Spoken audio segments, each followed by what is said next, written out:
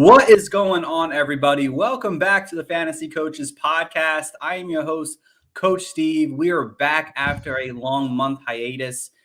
Me and Coach Gibbs needed kind of like a month off to kind of recharge the batteries, enjoy our fantasy winnings, watch probably one of the best playoffs we've probably seen in our lifetimes. And we needed a little bit of a break, but now we're back, guys. We're talking a little bit of a dynasty, a little bit different from our dynasty coaches and what they're doing over there. Here, ours are more broad questions on our divisions that we're going to go through over the next 8 episodes or so. But let me introduce my co-host, as always, Coach Gibbs. What's going on, Gibbs? You can speak for yourself. I need another month, need a vacation. I slept through the playoffs pretty much, like a couple games. So I'm not going to sleep for the Super Bowl, but I'm doing good. I freaking can't wait.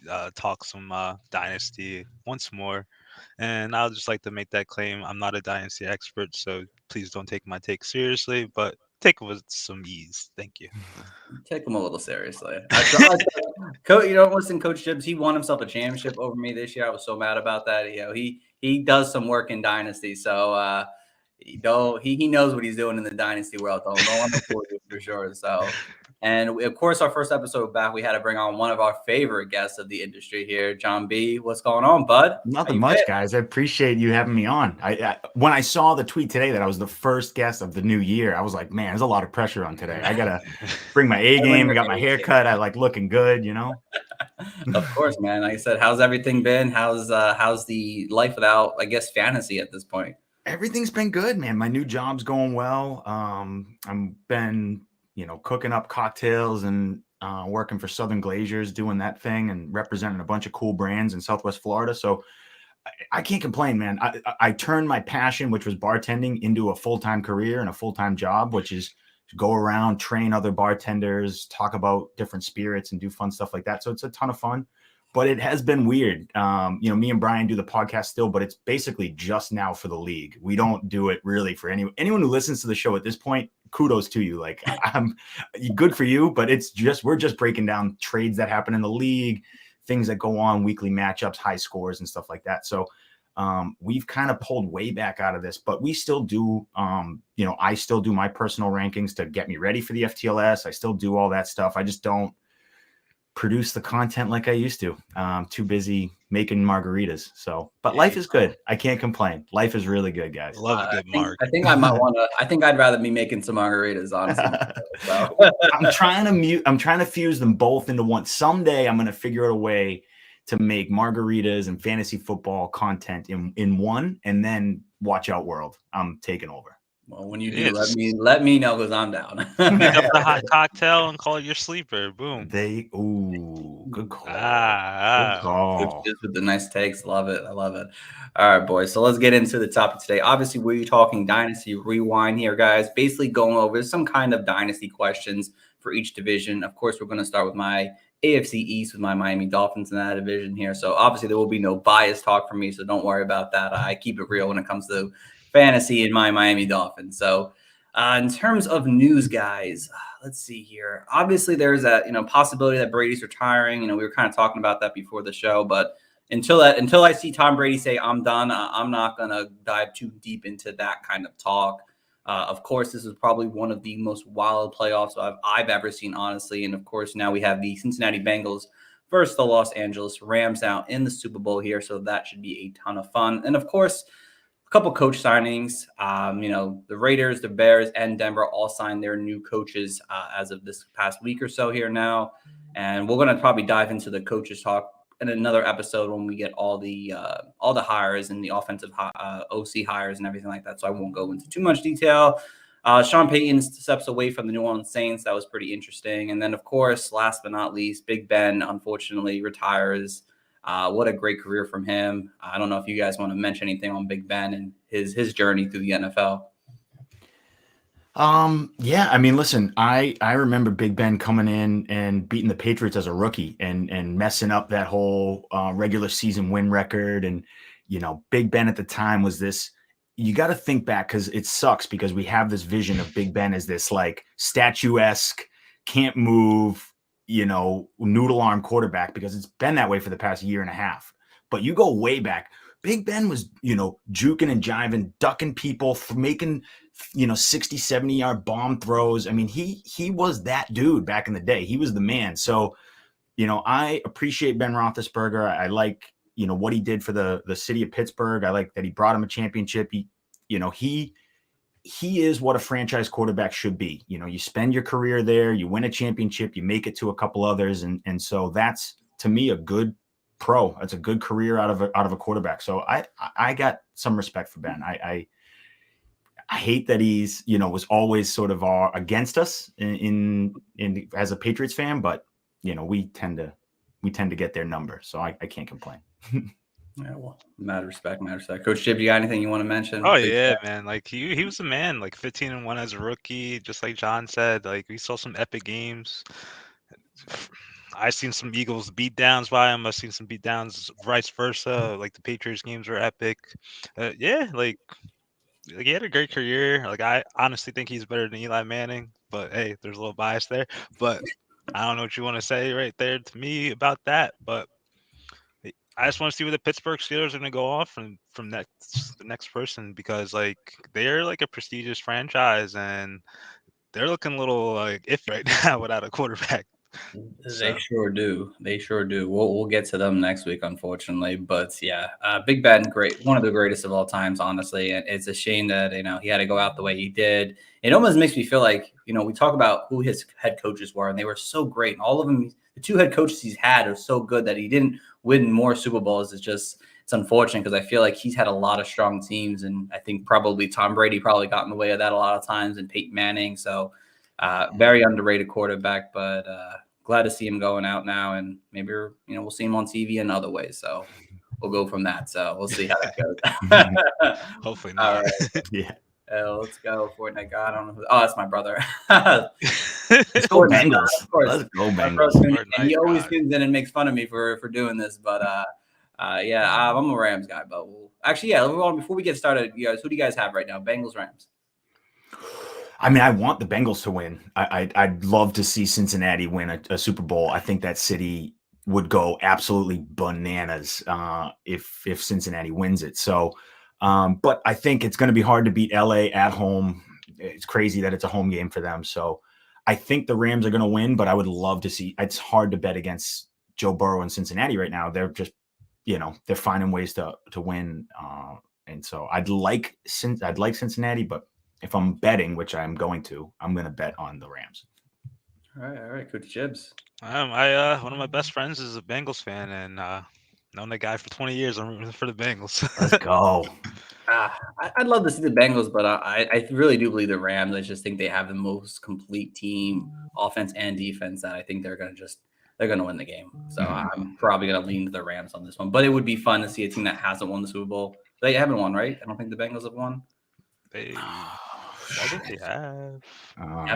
88 was the last time they were. But they've been in it, and they played the Rams, the 49ers both times, and they both lost both times. Maybe.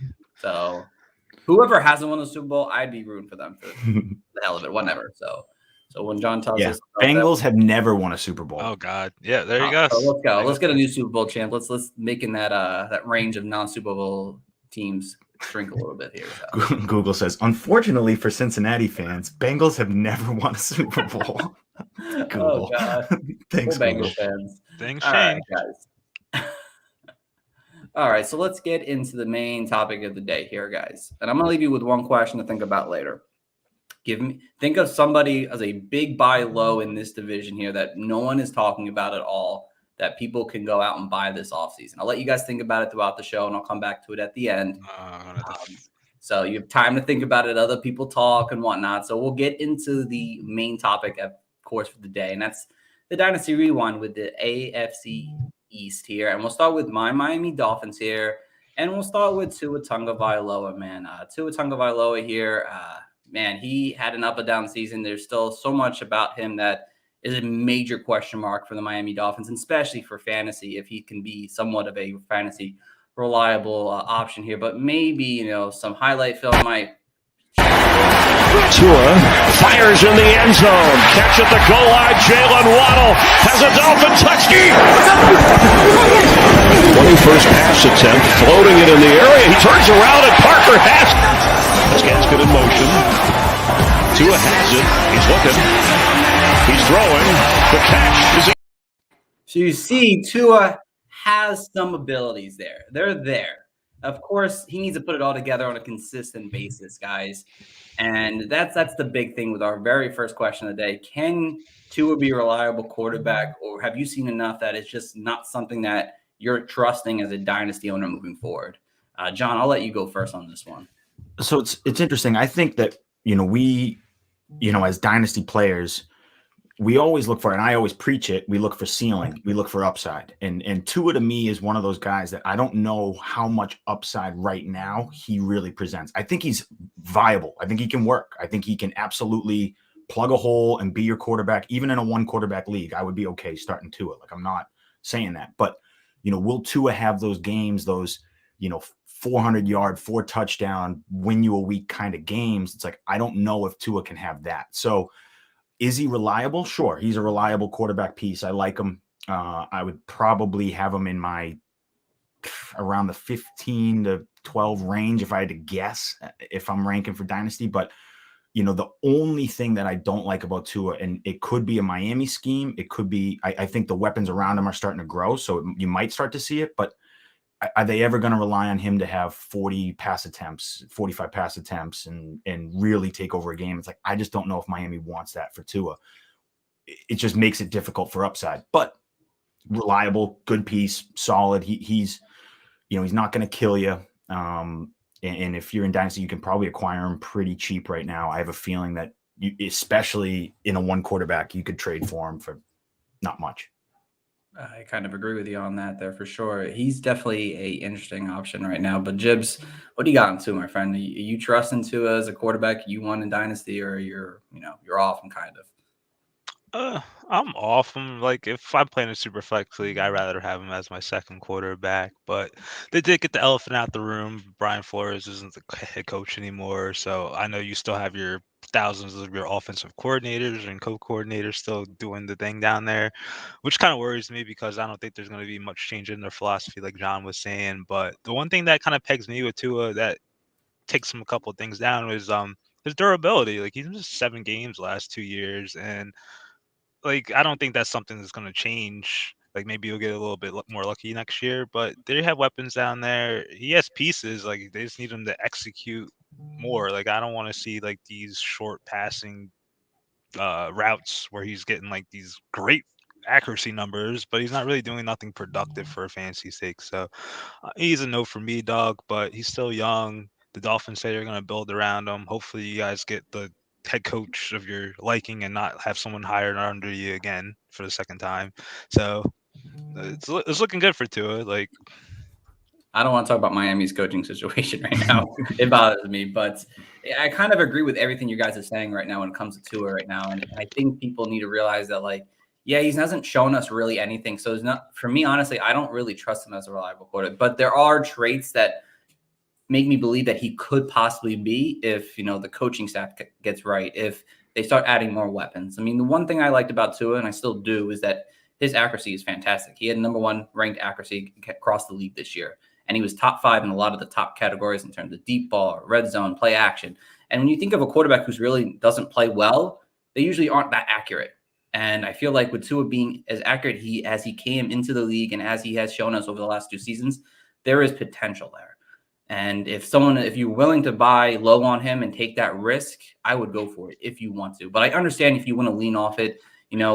Miami is kind of a mess, unfortunately. And I hate to say that as a Dolphins fan, but unless you can get him for a very low option, unless a fantasy owner has kind of given up on him, I'd love to grab him that way. But if someone's still willing to pay, if someone wants that high price for Tua, I'm not willing to pay for that because I just don't know what direction this organization is going.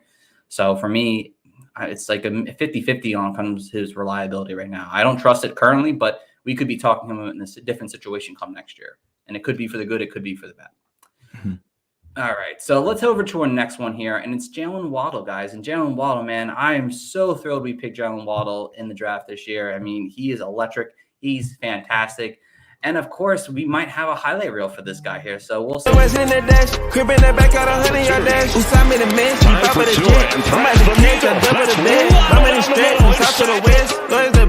home with a check. He done fucked up, put some dough on his head. Can't be not done, left the nut on the legs. Run this cash up like a motherfucking tread. Now, I mean, the kid's got some speed. And that's what he did coming out of college here. And he was a little more different. He was he led the team, obviously, in receptions, and he broke the rookie single record for receptions in the minimum amount of games he needed to beat Anquan Bolton.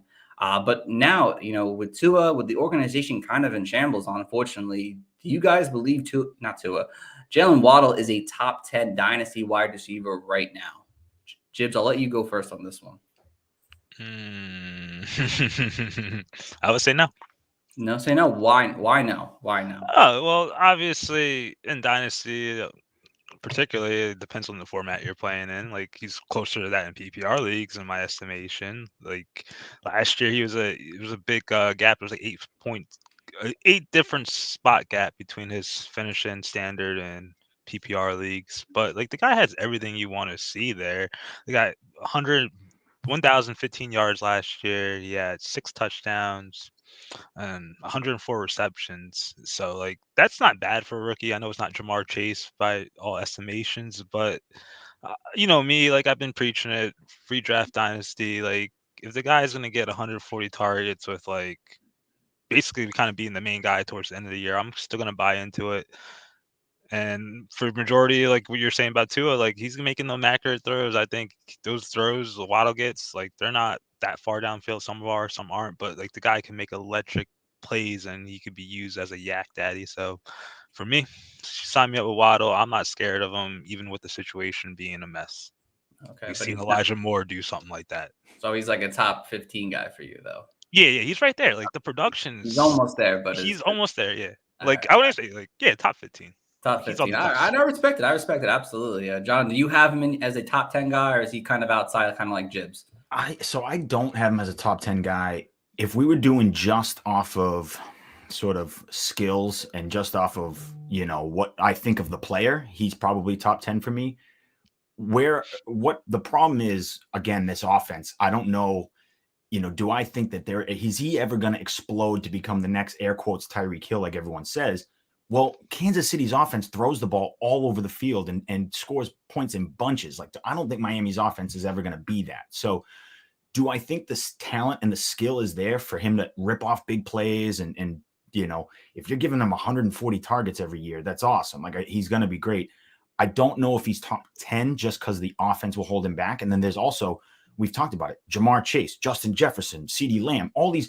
We've just had this influx of great wide receivers lately. So it's hard to be in that top 10. It's difficult unless you're, creme de la creme, an elite guy, double-digit touchdowns and 1,300 yards. It's hard to be in that top 10 for Dynasty. There's just so many good guys right now. So Waddle's probably close for me. I love him as the talent. I love him I loved him as a prospect. I like the landing spot. He's going to be, a focal point of that offense. They've proven it in year 1. So going forward, he's going to be a focal point of that offense. It's just how potent, again, is that offense, right? Like, that's the only question for me. If Miami all of a sudden becomes a top 10 offense in the NFL, Jalen Waddle is going to be, irreplaceable. But if they're back to where they are, middle of the pack, lower third in offense, then that's where he'll be fine. He'll be wide receiver 15 or 16, whatever he was this year. He'll be in the same sort of ballpark. Right, and I get your guys' takes, and I completely understand why you guys have him in that top 15 and not top 10. But for me personally, I do have him as a top 10 guy right now. And the way I see it is that he's their number 1 target. He's going to see a ton of targets year in and year out. I'm hoping that Miami does something in the draft where they take some kind of pressure off him. I mean, you had Devontae Parker missing games completely throughout the entire season here, and their number 3 wide receiver is Matt Hollins. I mean, if you talk about a guy you really don't know, Matt Hollins is not a guy that you really want to know in fantasy right now. They're going to put more weapons to kind of take pressure off to, because you saw late in the season they were trying to put the tough coverage on Waddle, and he was being able to beat defenders. Some of the best ones, Marshawn Lattimore, he was able to beat him in that one game against New Orleans Saints. And when he was playing with Tua, because he had to play with Jacoby Brissett for about 4 or 5 games, he was averaging 7 receptions for 71 yards and about a half a touchdown a game with Tua. I'm hoping that's continuing to grow, and I believe it will. I know I'm not saying Tua is going to turn into Joe Burrow overnight, but Tua can do something where he can be productive enough to keep Waddle at this elite level here.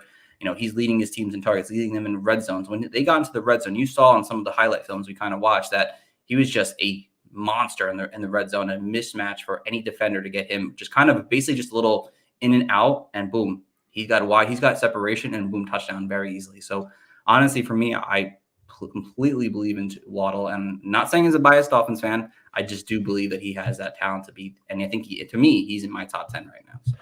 To your case, I mean, if you watch Waddle's development over the season, he became a much better short area route runner towards the end of the year.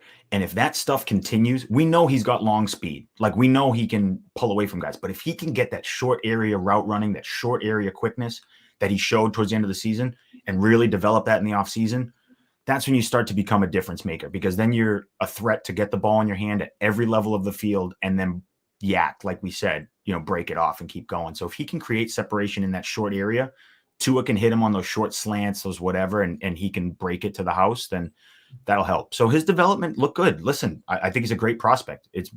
To me, it's just there's just 10 other guys I'd rather have, but he's still really good. He's still really, really good.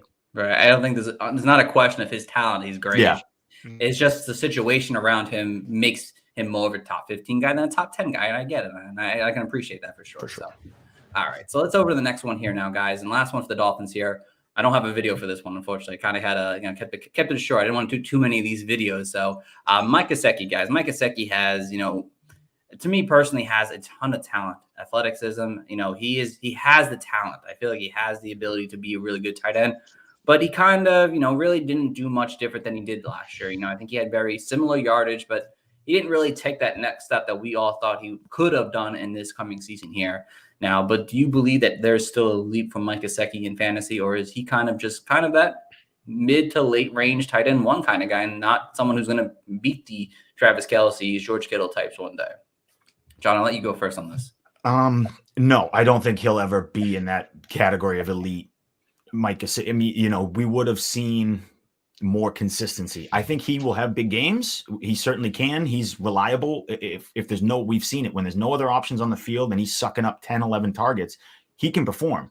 I just don't think he's good enough or athletic enough or whatever you want to say to just garner 10 targets the way a Kelce does and say, okay, we have to get Mike Gesicki the ball. It's no offense is ever going to do that. He's going into an undrafted. He's going to be undrafted. He's going to be a free agent going into this next season. So I don't see a team saying, let's throw him the bag. Let's build an offense around him. And let's, give him 100+ targets in a year. I just don't see that.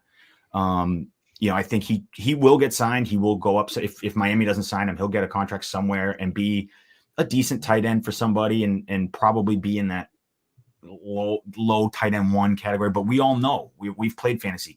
Being tight end 11 isn't that big of a deal. Like, that's not, you're not changing my roster if you're tight end 8 or you're tight end 14 is no difference. It's the tight end 1, 2, and 3 that I really care about. Everybody else, I'm not worried. And I don't think Gesicki will ever get to 1, 2, or 3. So,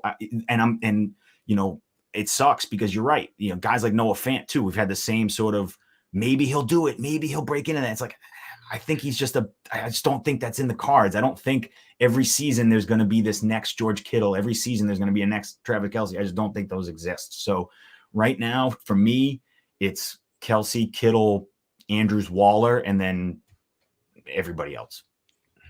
Don't forget Kyle Pitts, man. Oh yeah, Kyle Pitts too. Kyle Pitts. My bad. That's real disrespectful to Kyle Pitts in a Dynasty podcast. Poor Kyle Pitts. Poor Kyle. That was real disrespectful. Yards, no big deal. Yeah, that was real. Sorry, Kyle. That was real disrespectful. Sorry, Kyle. All right, Jebs, over to you, my friend. How you feeling about Mike Gesicki here? Is he someone that garners oh, I have a great tight end, or are you kind of just in the same boat? It's he's okay, but in the same boat. He's okay. He could his positioning will vary, obviously, because of the tight end landscape. But Gesicki isn't really bad. He had some decent utilization last year. He really got shafted on the touchdowns at the end of the day. Evan Ingram had 3 touchdowns. Hayden Hurst as a backup had 3 touchdowns. Kyle Pitts had 1 touchdown, but Kyle Pitts did pretty damn good. So, but Gesicki, he finished 8th in yards for tight ends, 5th in receptions, and third in targets. So obviously, like, I don't think he's gonna get that much run anywhere else if he does leave the great pastures of Miami.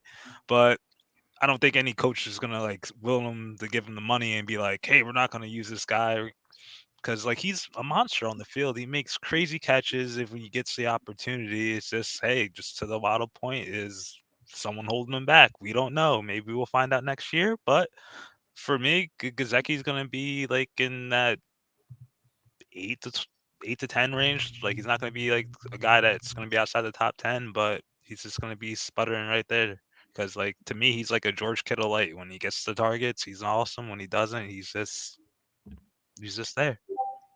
Agreed. And I think consistency is the biggest factor when it comes to Mike Gesicki. And he is a free agent. So, I mean, if he goes to a situation where, they might involve him more in that offense or be more of a featured guy, that'd be great. He had a career high in yards, targets, and receptions this year. And he was tight end 3 the first half of the season until Miami kind of went away from, throwing the ball a ton. And it was a lot with Jacoby Brissett. So if he does come back to Miami, I don't have a ton of faith that Tua is going to make 2 reliable pass catchers in that offense, and that's the big thing. And I believe Jalen Waddle is their main guy, while Mike Gesicki is kind of a boomer bust tight end, low end tight end 1 kind of guy who has that ability to make those big games, but he just won't do it on a consistent basis. So I think I don't really see it happening for him. I mean, the only thing that could benefit to him is that a guy like Travis Kelce, he didn't really do it until he turned 27. That was his first big season over 1,000 yards. Mike Gesicki is turning 27 this year. So maybe it's in the cards, but if he comes back to Miami, I just don't see it. He's a low-end tight end 1. He's a boomer bust guy. We talk about boomer bust wide receiver 3s. He's a boomer bust tight end, low-end tight end 1 that could help you win a week, but could definitely help you lose a week too. So, I mean, he isn't somebody I'm actively going after in free agent and dynasty leagues, but if you have him, you're okay with it. So it's kind of how I see it. All right, so on to the next team here. Our little friends, the New York Jets here. What can I say? I mean, they hit in the draft, I think, and I think they have a bright future, hopefully, ahead of them. But as a Dolphins fan, hopefully not. But in fantasy, I hope they do, because there's a ton of players, and I think Jibs have known this enough times. I love talking about the Jets players here. But are you guys buying into their rookies? Zach Wilson, Michael Carter, Elijah Moore here. It's kind of a group question here, but are you buying into these rookies here? Or is this someone that you guys want to go out there and have these guys on your team because you like what their longevity could possibly be, or are you guys kind of off that? But before, Jibs, I let you answer here, we might have another highlight film here for us. We'll see. 2nd and 5, quick pass to Elijah Moore. He gets away from Mills, and Elijah Moore into New England territory. And here's Elijah Moore carrying the football. Moore inside the 10, and Moore takes it in. First and Now, of course, it was featured Elijah Moore because obviously I'm a huge Elijah Moore fan. But in terms of the 3 Jibs, do you like all of them? Are these people that you want to have in Dynasty moving forward? Or I'm lukewarm to Zach Wilson, but the other 2, oh my God, I would love to have him on my roster. And Wilson did show some improvement towards the end of last year. The last 5 games, he didn't throw an interception. He did lose 1 fumble, so got the turnover problem down a little bit. They didn't really let him loose by any means, but he did go pound for pound with Tom Brady and did lose the game. But kudos to him, still showing some progression. But Michael Carter, you sold. I gotta start listening to you, Coach Steve. You were saying the whole offseason, how'd you like them? I was like, bro, I don't want nothing to do with the Jets player. Same thing with Elijah Moore. And oh my God, just seeing Moore's just electrifying. I wish I had a player like that on my team that could move that fast, but he's gonna be multifaceted. He's kind of like our Jalen Waddle to a sense, but we'll see. Jalen Waddle obviously has a better pedigree, but Michael Carter, there was times where the Jets basically pegged him as their guy. I know he's probably the king of the running back committee, and hopefully, I don't know Ty Johnson's free agency status or how long he's signed to the team, but if they let that man go, I think Michael Carter has room for opportunity in fantasy, just because he did show the some pedigree catching the ball. And when he did catch the ball, I know Zach Wilson doesn't really throw to running backs like that. He did produce. So sky's the limit for these guys. We just got to see, are they just going to jet, or are they actually going to progress? And that's the age-old question, and never been solved since. It's been the question for over a decade: is a Jets player going to be fantasy relevant week year in and year out? So, yeah. So, John, over to you, my friend. How do you feel about this future trio here for the Jets? I like him. Look, I really do. I think Zach Wilson came into the league doe-eyed, had no idea what was going on. Dude, he was like, the game was moving so fast for him. He couldn't process. He couldn't throw the ball. He looked horrible. And then all of a sudden, towards the season, he started getting his legs under him, and he started looking a little bit like a competent quarterback. And he's like, okay, maybe the Jets didn't totally whiff. Maybe they got something here. And then towards the end of the season, he started playing like last couple weeks, played like a competent quarterback. So seeing that progression made me feel a lot better about, Michael Carter and Elijah Moore next season. I think they're both super talented, and you might catch an Elijah Moore game and you might catch a Michael Carter game, even if Zach Wilson sucks. But I think Zach Wilson has something there. I think he's a decent quarterback. And if they can figure out how to keep him upright, get that offensive line, steady, keep that offense congruent and moving, I think that those three pieces really, but I'm not going to talk about Zach Wilson, but Elijah Moore and Michael Carter is where that offense is going to move through. It's going to be through those two pieces. So if there is potential, which I think there is after watching it, I think there is potential next year. Those are the pieces I'm going to lay my chips on and I'm going to make my bet on. The other part about it that I love is, like Jib said, they're Jets. So nobody wants them. You can go make offers in Dynasty right now, and it's crazy because they have that stink of the Jets, and I get it, and I totally get it. But sometimes that buy-in is so low that if it does pay off, it's a big payoff. You don't have to buy in some blue chip prospect like a Jalen Waddle. I bet you could get, interesting one that I was proposed, Amon-Ra St. Brown for Elijah Moore, straight up. Like, what would you know what I'm saying? Like, that's an interesting. I have Amon-Ra. That's an interesting trade, and it's like, okay. You want to say, oh, well, Amon-Ra's easy, no brainer. He's like, well, you got to remember, Elijah Moore was hurt towards the season. He struggled down the stretch, but we all remember Amon-Ra because of the hot finish. So just think about those things. You can do this where you can get a guy pretty cheap, Elijah Moore, who I think could be a focal point for that offense. No, that's a nice comparison. That is definitely an interesting question for sure. Amon or Moore for sure. I've been thinking about it for the past 2 days. I haven't hit accept or reject yet. I've just been sitting here thinking about it. I would probably be thinking about that too. That is definitely a tough one for sure. So let me give you guys my take on the whole situation here. And again, Jibs knows I've been a big fan of this trio for basically most of the offseason, even into the season here. I hate to say that, but Wilson is someone I still believe in. What they did later in the season was give him that ability to rush more. And he wasn't doing that early on in the season. He was able to rush the ball a little more. You saw that towards the end of the season. And if I'm not mistaken here, if I have my notes up right here, if I can try to find this right here, where is it? He just played 2 games all season with his top 3 wide receivers. That's not something a rookie can kind of build and progress with. Some of these other rookies had their top wide receivers most of the season, or pass catchers, or talent around them. He didn't have that, and expect the Jets to find more weapons to build around Zach Wilson because he's their future quarterback right now for the at least next 2 seasons here. And I believe he has that ability. And if you're looking for a quarterback right now in any Superflex league, I'm throwing offers. I just traded the 111 and the 3rd round pick to get Zach Wilson. I'm thrilled with that because I don't like this quarterback class here. I think Zach Wilson has that upside to really take this team to the next level. And again, that rushing ability and his accuracy, especially with his deep ball, is something I love. And I always say that I love a quarterback who can be accurate with the ball, and Zach Wilson can be accurate.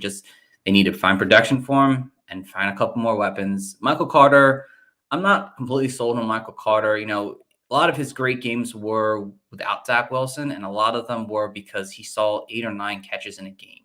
So he had a couple of games where he actually ran the ball very well, and that was cool. But the way this Jets offense, it kind of has that 49er mentality where they might like to use a couple of different running backs here. And while the running backs might be successful, you might not know who is the main back week in and week out. And in terms of Elijah Moore, like you guys both said, I'm buying Elijah Moore as many places as I can here for the right price. You saw that midseason play, and he played with Zach Wilson there. He did very well with Zach Wilson. That he's definitely someone, his ability to kind of be used all over the field, somewhat similar to Jalen Waddle, makes me want to go out and get him. Hopefully he can be healthy by the start of the season. But I like this trio moving forward. So All right. And one last question for the New York Jets here. Corey Davis. Corey Davis, let me try to pull my stats up here real quick for Corey Davis here, because he's basically a no-name guy at this point here.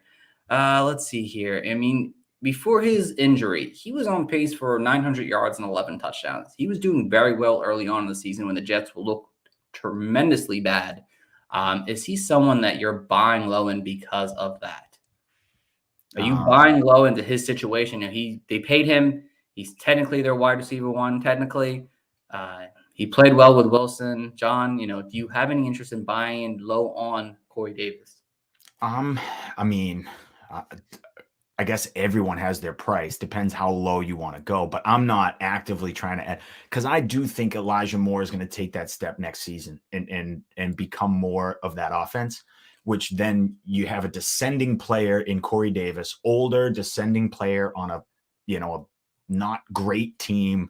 I'm not investing in that. Like, I'm not seeking that out. If someone wants to throw it in a trade in like an add-on for a trade, like I might entertain having Corey Davis on my roster. Sure. Like but I'm not going out there and saying, Corey Davis is the piece my roster is missing to take me to a championship. I just don't think so. I think there will only be one wide receiver that will be viable, fantasy, viable and reliable week in, week out, and that will be Elijah Moore.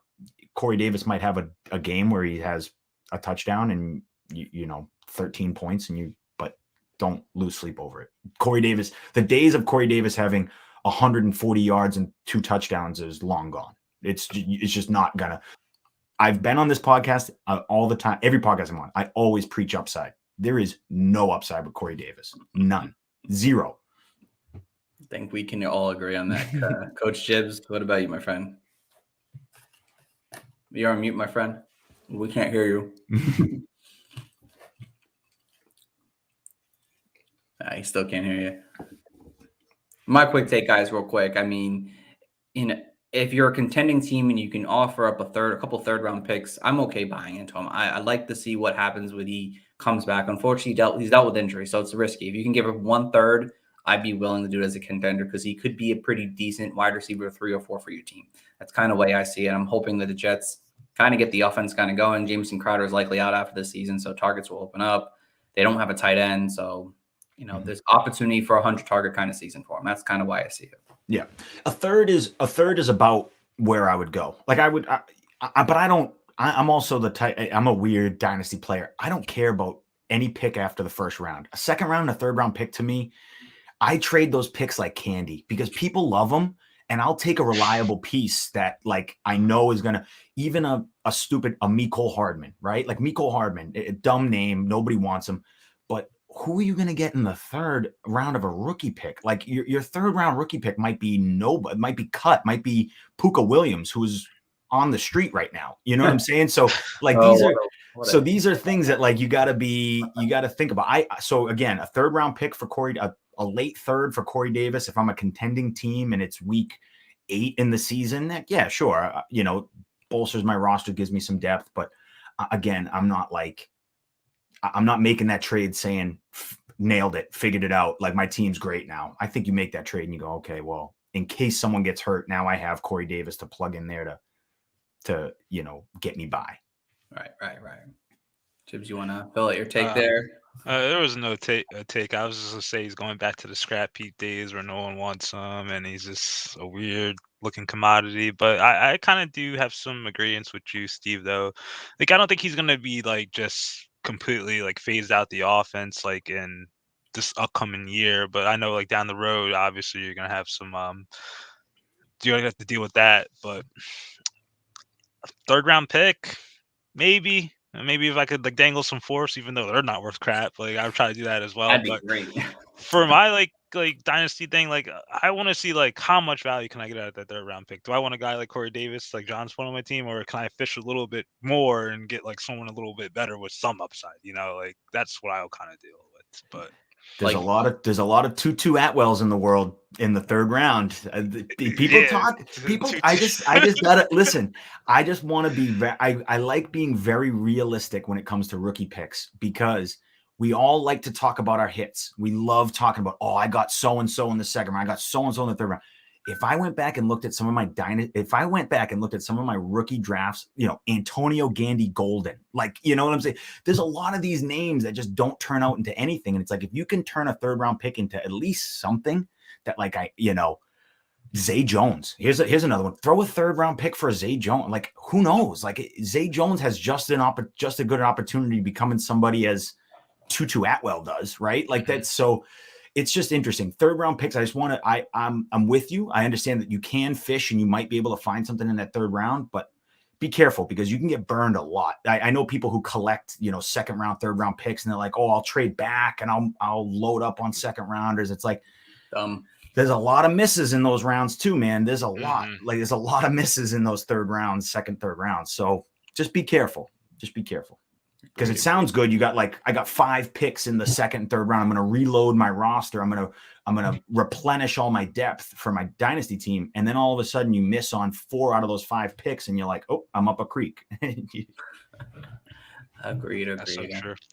Our boy Kyle, longtime listener, guy, obviously a great guest on the show as well, asked an interesting dynasty question. Rank the top 5 RBs right now in the AFC East. Are there 5? There might not be 5. Damien Harris, Stevenson. Yeah, Harris, Stevenson, Michael Carter.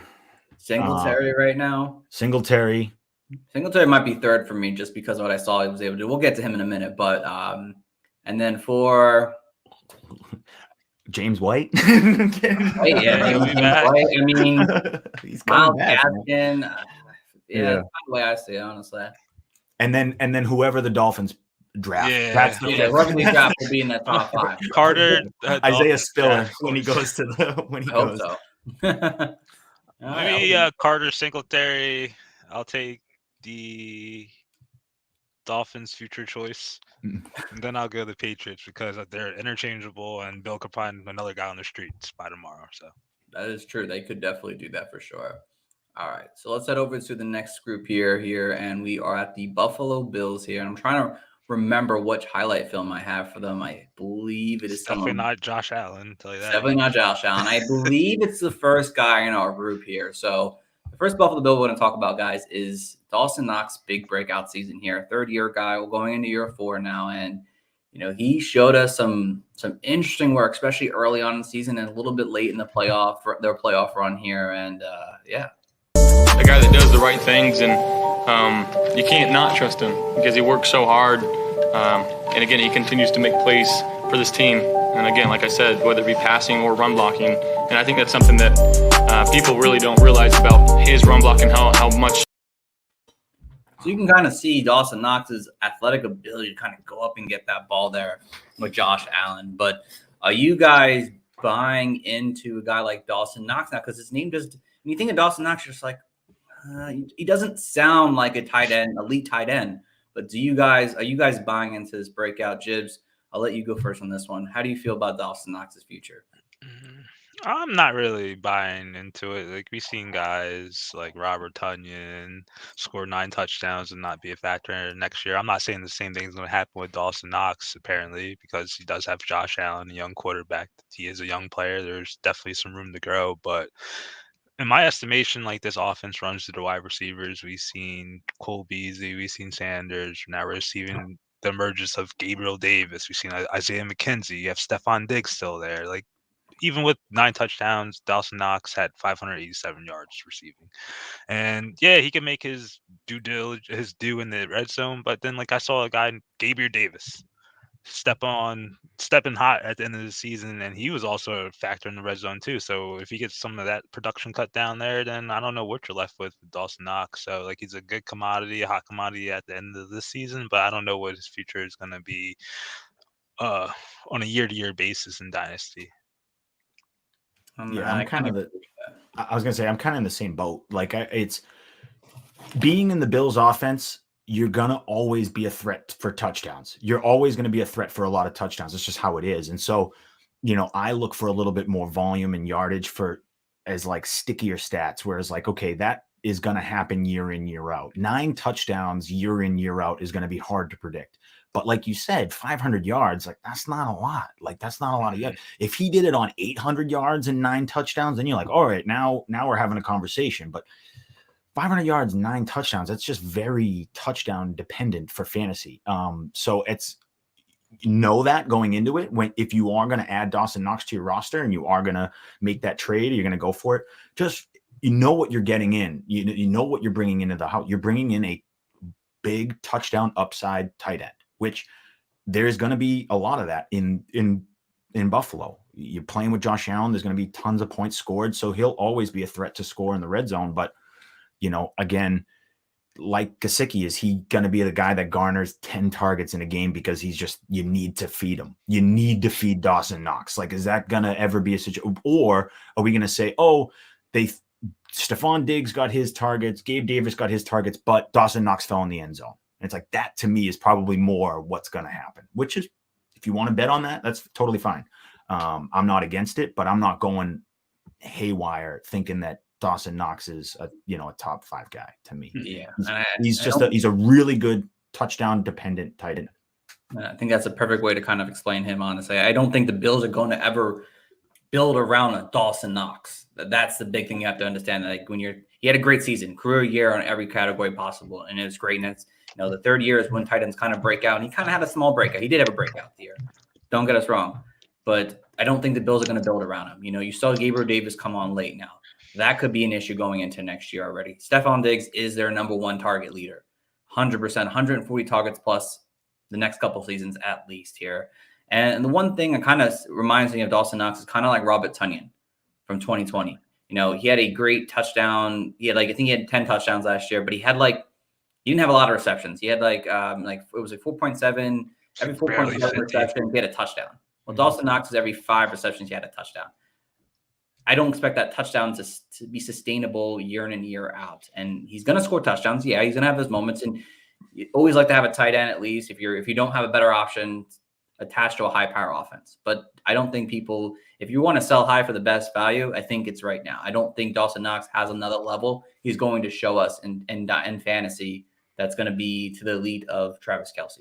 I think this is a good season for him. Maybe he'll get more yards, but this is a good time to get off of Dawson Knox personally and get the value possibly for him right now if you can.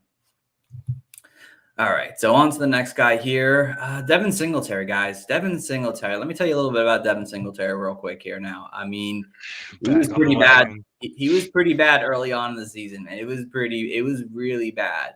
From week 10, though, he was the RB1 from week 10 to week 17. He was an RB1, not the RB1. I apologize. He was a RB1 from week 10. That almost blew my mind. But he was RB2 overall from week 15 to week 17. During the fantasy playoffs, only Rashad Penny beat him out.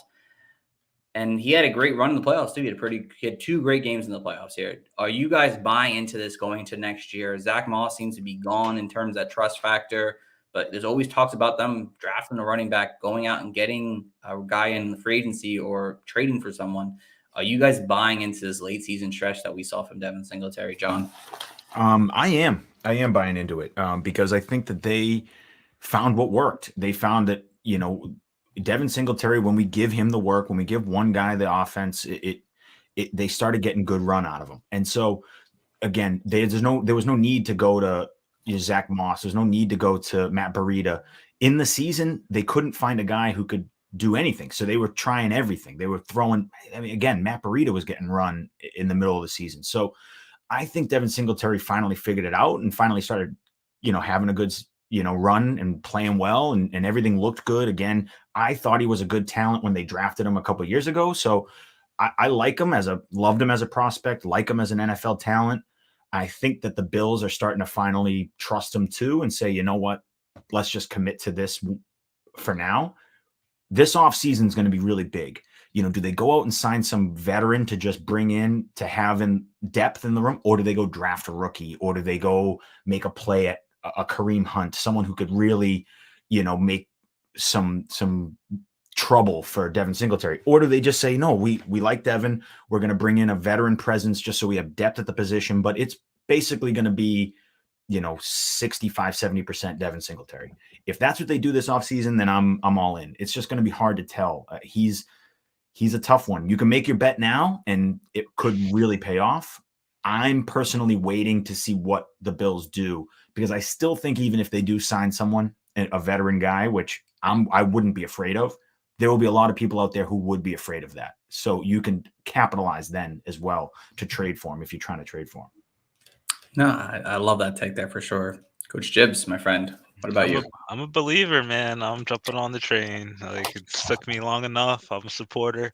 The proof's in the pudding. Like, as long as they don't add someone like a significant piece, like, he's gonna be the guy. Like, I know they did have some cupcakes in that stretch during the fantasy playoffs, and hey, who cares about that? Like, the guy was still getting production. When he didn't run good, he was catching the ball. They were utilizing him in the cold weather games in Buffalo. So I like where he's at in the offense right now, and it looks real. It looks good in real life. So I'm trusting him for next year. But who knows? Finally, all my Devin Singer talk 2 years ago finally pays off. But that's how Dynasty works, man. I'm still cashing in Rashad Penny checks right now. So, it takes a while. Sometimes victory laps take a while. That's all I have to say. Agreed. Like I said, I like Devin Singer. I was a big fan of Devin Singletary. I don't know if the Bills still trust him enough to go into next season like, this is our guy. I think at this point during the season, like, all right, we have to trust somebody at this point. The run game wasn't working. Zach Moss was just a terrible runner. Matt Breida is not a full-time running back. They had to trust Devin Singletary. And I like Devin Singletary. I think he's talented. He'll be part of this offense here. But if, again, in terms of what you're going to have value for a guy, I think if someone was believing at the end of the season stretch and you can get good value for it, I'm taking it. Because I just don't know what's going to happen this offseason. They could bring somebody in. I think it's highly likely they draft somebody to complement Devin Singletary. I don't think Singletary is going to be this workhorse back, seeing 80% of the snap counts late into the season here. I think they're going to bring someone else in to make it more of a 60-40 kind of split. Well, they bring more of a bruiser back in that's not Zach Moss to kind of mix in with him. I like Devin Singletary, and you have him. If you want to hold on to him, great. Again, it just comes with risk. That's all I got to tell you. If you could sell high on him now, I would. All right, over to the last one. I had as buy sell Bills receivers, but let's talk about Gabriel Davis's and his amazing last basically 2 months of the season here, guys. Are you buying into this now? Is the hype train coming back around for Gabriel Davis? Because I know it was there last year, especially for me. Jibbs, are you buying back into this hype train? You ordering another ticket? Amazon Prime, baby. 2 days shipping. 2 days shipping. Come on, I'm trying to get it all on the low, or I'm trying to get it before it goes too high. I love it. I think it might be. I think that train might be already gone. I think if you're buying Gabe Davis right now, it's at his peak. You're buying Gabe Davis at his peak, which, if you believe in it, right? If you believe in that talent and you don't mind, I saw Gabe Davis go for a 106. Oh, which is like, I saw 106 for Gabe Davis straight up. And to me, you're really betting on Gabe Davis at that point. Like, you're really betting on him. So, I think in a realistic world, a top of the second is, what you probably, if 202, 203 in that realm, maybe back of the first, you'd have to give up. That's still a lot for a guy who's, he's got to compete with Stephon Diggs for targets. He's never going to be that alpha. It's just hard to, I don't know. I think if you believed in Gabe Davis before this breakout was when you had to buy him. It's too late now. Now the price is astronomical, in my opinion. In my opinion. I got him for a third and Jamison Crowder during the season. Yeah, that's how you do it. That's my biggest sort of advice in general in Dynasty is if you believe in a player and you think you see something there, jump on it before the breakout happens, because if the breakout happens, now you're paying a premium and it's just too late. And now you're constantly going to be buying people at their most expensive point. And it's just hard to run a franchise that way because there's only so many assets you have. It's like, there's only so many firsts I can trade for guys. And so trying to find guys at the low that you can get for a third or a second, like we've talked about, that's what you want to do. And then all of a sudden they blow up and they break off. Great. Now all of a sudden you have a free square that you can play in your lineup. Or if you did want to trade him, your ROI is a late first, early second. And so now all of a sudden you get some good ROI. That's the other part of that I think is in this too, is if you drafted, because Gabe Davis was an undrafted, you could have just grabbed him off your waiver wire. So if all of a sudden someone's coming to you and saying, hey, I'll give you this, I'll give you a late first for someone I grabbed off the waiver wire, like, sure, like I'll gladly do that. Like, I'll gladly do that.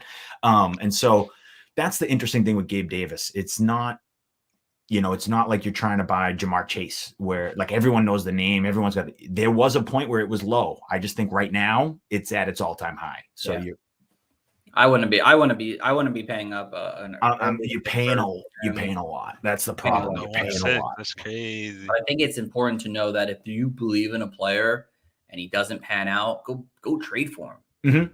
Go trade for him at that point, because if you believe into it, the worst thing that happens is like, I missed out on getting a second or third round pick back, whatever it is. But if he hits like people did, like I did, you're loving life right now. You're like, oh, I love what I'm going out with. We're going with Gabriel Davis moving forward. And I think if Cole Beasley and Emmanuel Sanders leaves, he is going to see a skyrocket in targets. There's a lot of ifs and ands and buts with Gabriel Davis. He has the talent. We'll just have to wait and kind of see how he works. But I would not be buying into him with these early mid-first right now, because you just don't know what's going to happen. So, yeah. All right. So let's go over to the last one of the night here, and it's the New England Patriots. And I'm trying to remember I should have wrote down who my highlight reels were. I know who it is. We're not there yet. So let's go to the first topic here. The New England Patriots tight end core here. You pay $80 million for two tight ends. One tight end does really good. One tight end does not really do good at all. But John, I'll let you go first. What do you make of this tight end group, man? So for fantasy, I think it's a crappy tight end group. You don't really want either one for fantasy. I think they're both. Hunter Henry, you could potentially, because he's got that touchdown upside, but you don't really want either one. They're not going to blow you away. I think what it was the Patriots were just a void for pass catchers. They just had a ton of money. They needed to spend it on offensive players.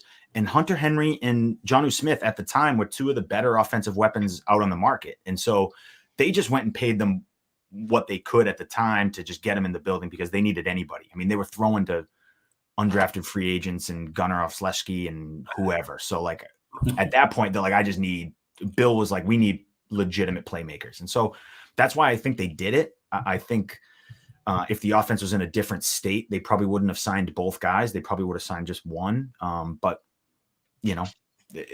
I'm not touching either one for fantasy. I think in real life football, they're a good duo. They're a great, they're a great tandem to have at tight end. But fantasy, I'm not psyched. I'm not psyched about either one. I agree with you. Jibs, are you psyched a little bit or not? Nah, it's quite mind-boggling. It's crazy. Like Johnny Smith's literally just holding Hunter Henry's lunch pail while he watches him work. Mm-hmm. That's how I feel about it. So, it's just tight end by committee. Let's go. I think people have to realize that part of why they signed both of them guys to some extent, like John said, is also because of their blocking. They're both good blockers. And what the Patriots do really good with, they ran the ball very well this season here. And unfortunately, Hunter Henry was the one who fit the offense a little bit better than Jonnu Smith here.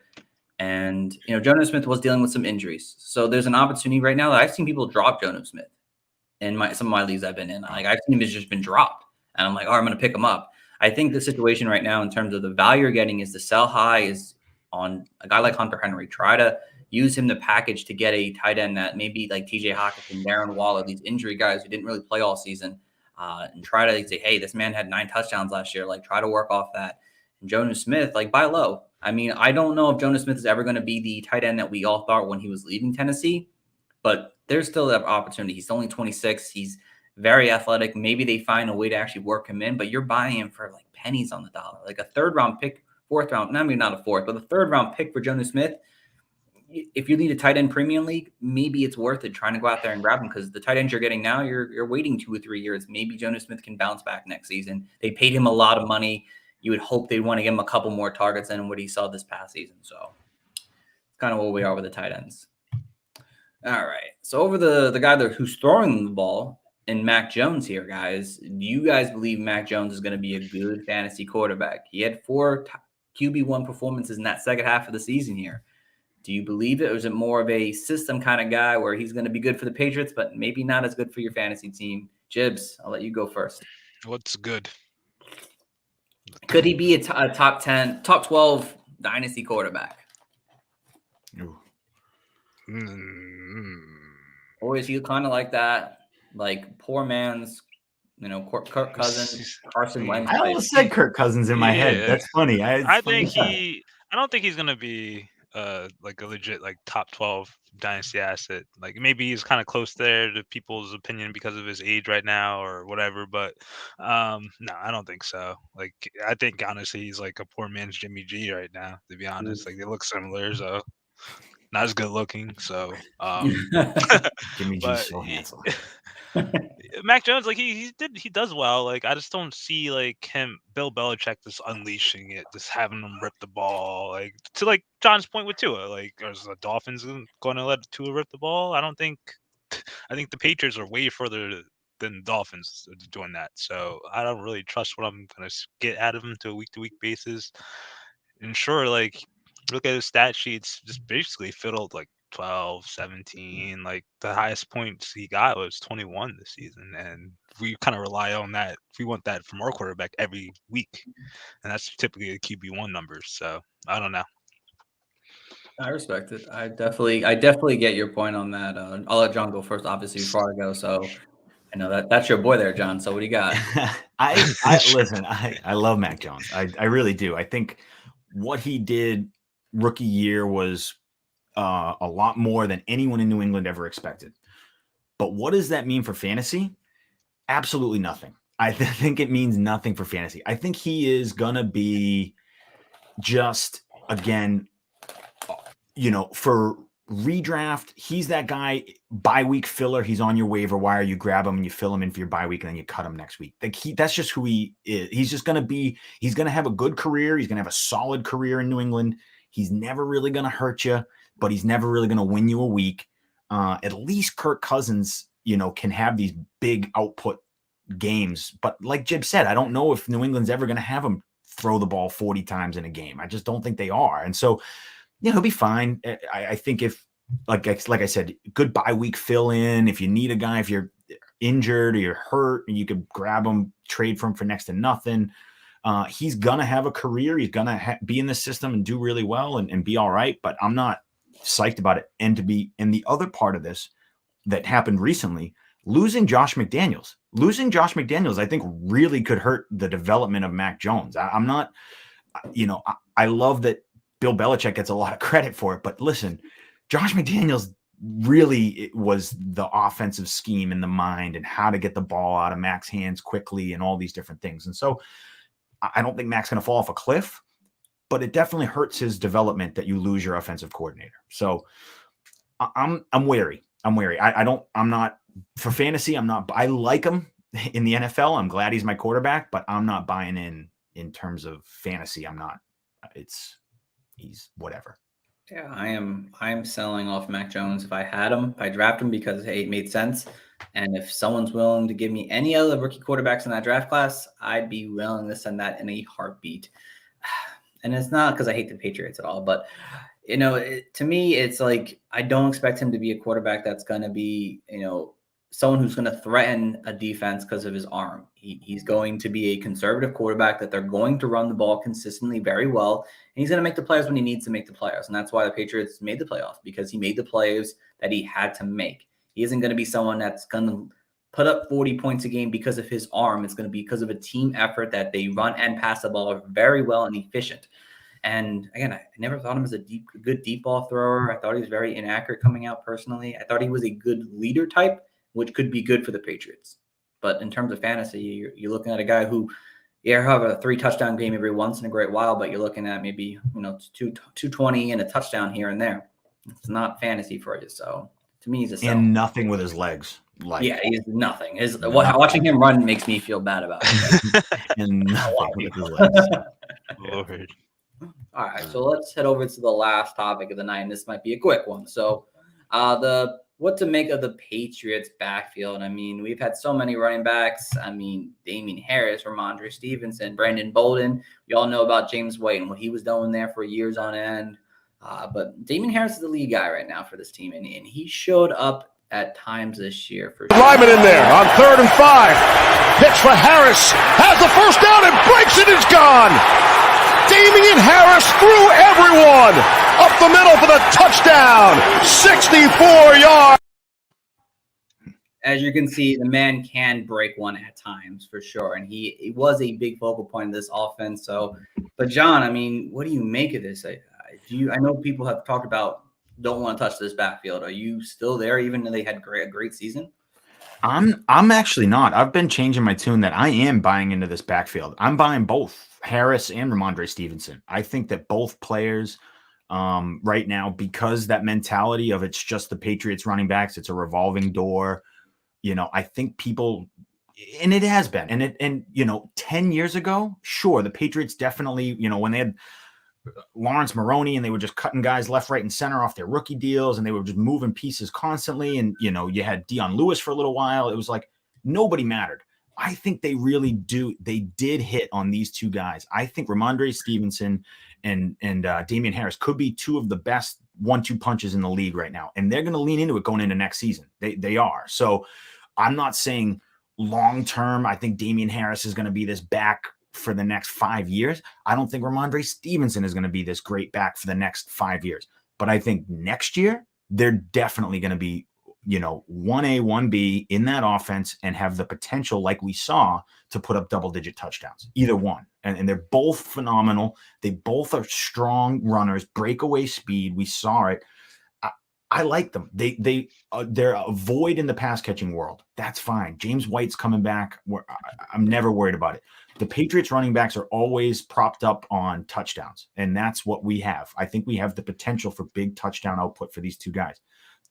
I'm buying in because, again, like we've said and we've all talked about, people don't want New England running backs. They just don't. They're not confident in it. And when you don't have that confidence, you tend to trade them away for a little bit less than you would. So I'm buying in. Let me ask you here. Okay. Would you rather buy Damian Harris for an early second or sell him for a late first? Oh, wow. I'd probably buy him for a second. Because I'm not in love with this draft class the way I was previous draft classes. So like the 110, I think if you have a top 5 pick in this year's rookie class, you got a good one. And then outside of that, it's going to be really tough. So if you give me the 110 for Damian Harris, I'll probably keep Damian Harris because I think there's still meat left on that bone. And if he starts doing it again, going into next season, if he starts off the season doing really well and he has another 4 or 5 touchdowns in mid-season, and say hypothetically your team's out of it, you can still get that 110 next. You know what I'm saying? Like you could still get it at that point, but hang on to him to see, because the price, if all of a sudden he's back to what he was and he's scoring touchdowns at an amazing rate, you got yourself a good fantasy piece. And so I don't think his value is going to it's not like his value is going to drop off a cliff next year. So I think you're okay to hold him and just see what you got. I like that. Jibs, my friend. I agree wholeheartedly. Like, obviously, I feel like if someone's peddling a New England's Patriots running back, to John's point, they're probably trying to just get him off the team, get whatever they want from him. They just are done with the situation, just big old headaches. But they had 21 touchdowns between the two of them. Harris had 16, Stevenson had 5. So I probably would try to buy into Stevenson, maybe a little cheaper alternative, not the guy who scored 16 touchdowns, but maybe a guy who could kind of bloom into getting like a double digits touchdown scorer, and maybe they split it. But the Patriots is always going to be a headache to be solved, and I'm not scared of them either, so I love it. Yeah, I think they have a ton of potential. And obviously, as a contender, I would be okay buying into them. Personally, I'm still looking to sell off because I feel like they're going to kind of take each other's work away a little bit there. And especially if they bring another guy in. And I really do believe they will. They're bringing a real pass-catching guy. That's my issue. I do believe either James White will come back or Brandon Bolden will come back. And for some reason, Brandon Bolden was so popular this year for them that he was their third down back. I don't, unless it doesn't happen, then I like them kind of. But for me, the Patriots always been, let's lose 3 backs. And I don't expect them to go away from that this coming season still. I feel like they'll bring somebody back on a cheap contract to use them in that pass and catching role, which will limit both of them. And that's why, to be honest, I would sell off the 110 and take that chance with one of these rookies here and hope that they land into a good situation. So that's kind of the way I see it. All right, so let's wrap this thing up, guys. Here, this was a fun show here. Do you guys have any deep buy lows, real quick? Just like name some people if you have somebody. If not, it's okay. Was this your question from the beginning of the show? Yeah, or? it was from the beginning of the show. Yes. I'm gonna go Isaiah McKenzie. Like you said, There you go. like if Cole McBeasley and then Emmanuel Sanders doesn't re-up, there's just 2 slots open. So we saw him have that crazy 14 target game in week 17 or so. But hey, he could be a useful bill. And I'm going to say Jacoby Myers because I think he is going to be the slot in that offense and suck up targets. If they address the wide receiver position, which they will, it'll be on an outside guy. It'll be a more of a field stretcher, big body, possession, whatever, your prototypical alpha.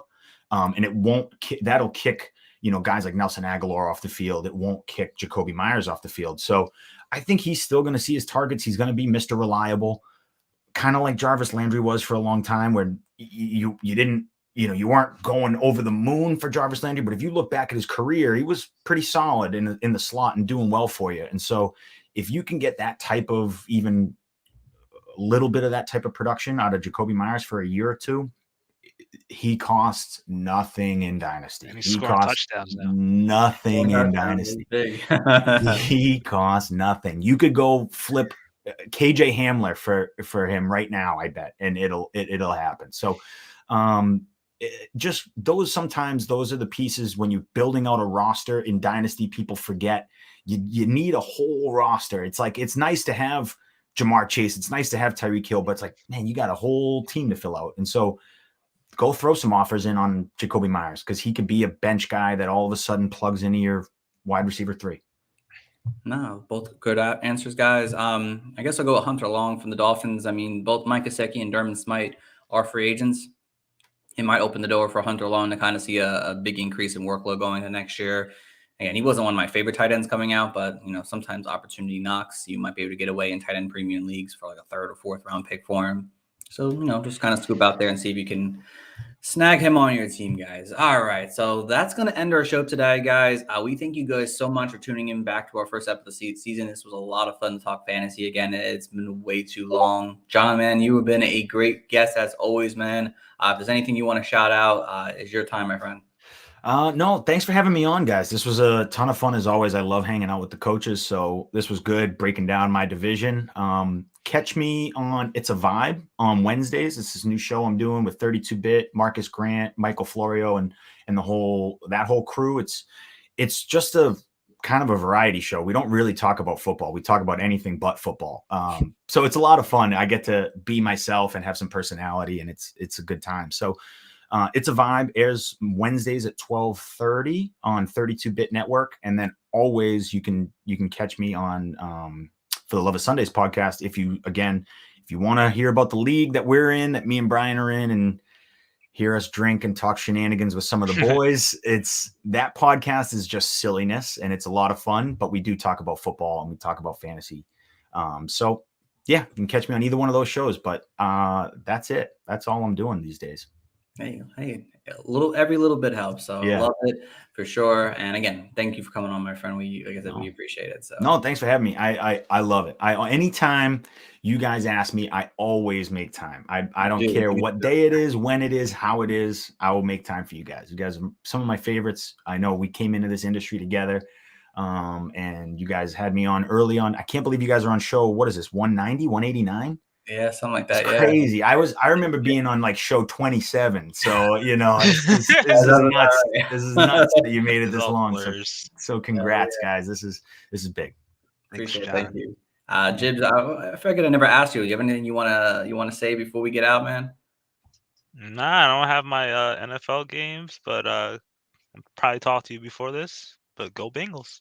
Okay, yeah, you definitely will before the Sunday, Super Bowl Sunday. So, but again, guys, thank you all for listening. As always, you can find us over on Twitter, Coaches Fantasy. We're over on Instagram. We're going to be live streaming on Colorcast soon. We'll talk more about that next week. We've got a couple other apps we're going to try to get into, kind of be more open for all you guys. And our website hopefully will be back up sometime next week. Had finally made time to kind of get rid of the Chinese virus that we had on it. Actually, Chinese virus, yes, not COVID. Maybe we caught COVID. God. So we'll get that back and going next week. So we thank you guys for listening. Tune in next week. We'll be back talking more Dynasty. Until then, guys, have a great one. Peace. PC.